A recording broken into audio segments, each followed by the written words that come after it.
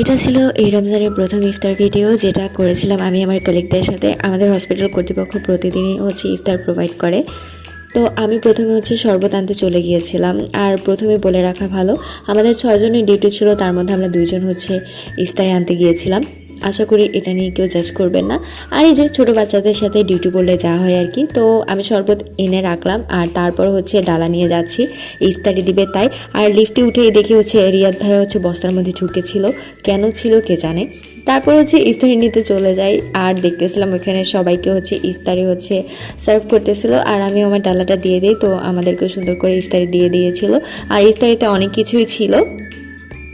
তারপর ইফতারি নিয়ে নিচে চলে আসি, আর ইফতারের টাইমও হয়ে যাচ্ছিল, আর আমাকে 3 তলায় ইফতার করতে বলেছিল ওদের সাথে। তাই আমি আমার ইফতারিটা নিয়ে আবার 3 তলায় চলে আসি।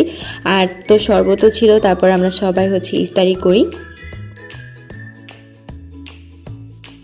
আর এরপর একজন সিনিয়র আপু আমার জন্য আবার বিরিয়ানি পাঠিয়ে দিয়েছিল, তো বিরিয়ানিটাও খেয়ে নিলাম। আর ইফতারি করার পর আমার মতো কার কার চা খেতে অনেক মন চায় তারা অবশ্যই কমেন্ট করে জানিও। আর এই তো আজকের ভিডিওটা এতটুকু পর্যন্তই থাক, দেখা হবে নেক্সট ভিডিওতে, ততক্ষণ পর্যন্ত বাই।